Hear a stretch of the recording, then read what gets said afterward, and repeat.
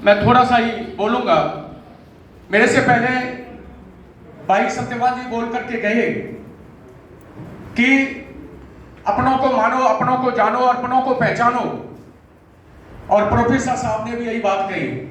हमारे महापुरुष उन बातों को कह करके चले गए। आज से 650 वर्ष पहले भी गुरु रविदास महाराज जी ने भी कहा कि पराधीनता पाप है, जान ले हो रे मीत, रविदास दास पराधीन सो कौन करे है प्रीत। हमें दूसरों से प्रीति करने की जरूरत नहीं है जब हमारे इतने बड़े महापुरुष हमारे समाज को मिले। और उसी बात को आगे बढ़ाते हुए, उसी फिलोसफी को आगे बढ़ाते हुए वही फिलोसफी अडॉप्ट की बाबा साहब डॉक्टर बी.आर. अम्बेडकर जी ने।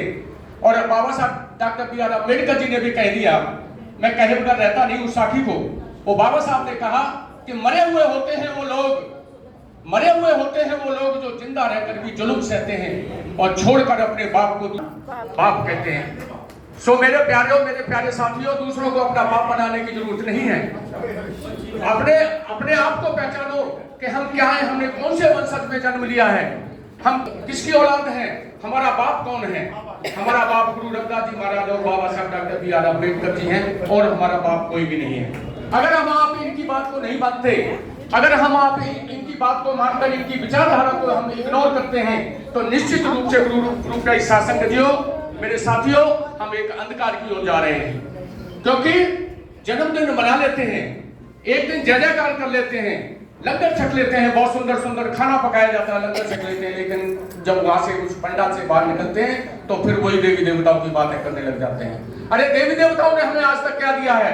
आज अगर हम सुंदर सुंदर कपड़े पहनकर, अगर सुंदर सुंदर खुले आसमान में अगर सांसें ले रहे हैं तो सिर्फ से सिर्फ वो बाबा साहब डॉक्टर बी.आर. अम्बेडकर की कृपा है, उनकी देन है। उन्होंने ही हमें अधिकार दिए हैं ये चीजें करने के लिए। सो आओ, मैं ज्यादा न कहता हुआ इतना ही कहूंगा कि भाई अपनों को जानो, अपनों को पहचानो और अपनों की मानो।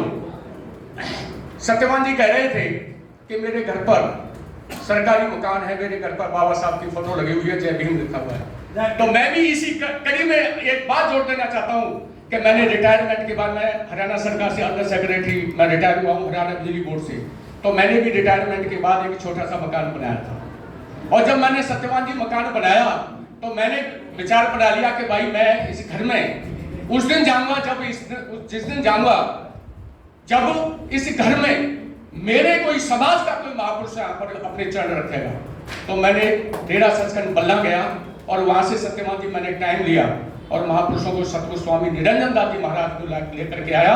और उस गली में जिसमें मैं रहता हूं, आप यकीन करना सारे के सारे ब्राह्मण हैं, अकेला एक स्वामी चरण चमार है उस गली में।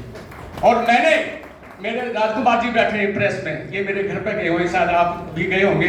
बाबा साहब और गुरु रविदास जी की तस्वीर मैंने अपने मकान के सामने फ्रंट में लगाई हुई है ताकि पहचान बने। तो जब 4 जून की बात है, 4 जून को मेरे यहाँ पर सतगुरु स्वामी निरंजन दास जी महाराज ने आना था। तो उससे पहले, क्योंकि उनको जेड प्लस सिक्योरिटी मिली हुई है, उससे पहले मैं पंजाब के बल्टाना में रहता हूँ, वाली डिस्ट्रिक्ट में। उससे पहले मेरे घर पर एसपी, डीएसपी और पता नहीं कितने पुलिस वाले आने लगे। तो मेरे गली वाले सारे कहने लगे कि भाई ये पंचकुला से शिफ्ट हुआ है और ये बंदा पंचकुला में कोई बहुत बड़ा कांड करके आया है, इसलिए इसके घर में रोज पुलिस आती है। और वो पुलिस क्यों आती थी कि वो वहां पर जो ना वेरिफिकेशन करने के लिए, चेक करने के लिए कि भाई संतों को कैसे बिठाया जाएगा, क्या, क्योंकि प्रोटोकॉल होता है।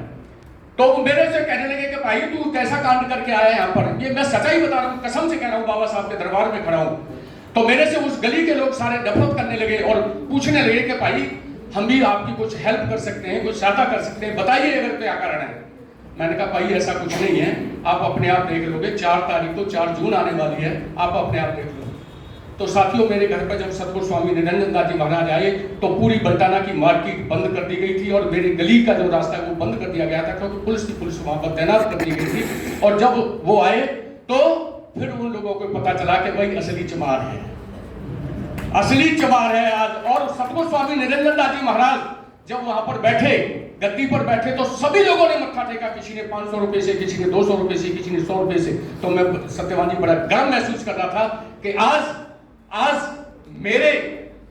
मेरे समाज के संतों के सामने आज दूसरे समाज के लोग भी मत्था टेक रहे हैं। मेरा कहने का भाव यह है कि साथियों, उस समय भी 650 वर्ष पहले भी राजा महाराजा गुरु रविदास महाराज जी के चरणों में झुके और आज के भी राजा महाराजे मोदी देख लो झुकने के लिए आता है ना, मोदी झुकने के लिए आता है, राजा है देश का। आज वो भी आ जाए, वो किसकी कृपा है? बाबा साहब doctor B are Ambedkar ji, और किसी की कृपा नहीं। तो मैं ज़्यादा कुछ नहीं करता हुआ इतना ही कहूँगा कि भाई ये दो साखी है बाबा साहब की और गुरु रविदास जी की, इनको ध्यान रख लेना, इनके ऊपर चलने की कोशिश करना कि पराधीनता पाप है जान ले हो रे मीत, रविदास दास पराधीन से कौन करे है प्रीत। इसके ऊपर आप अपना विचार विमर्श कर लेना और आपका कल्याण हो जाएगा, दूसरों से आपका कल्याण होने वाला नहीं है। सो मैं अपनी वाणी को यहीं पर विराम देता हूँ। जय भीम, जय भारत, जय गुरुदेव, जय सरकार।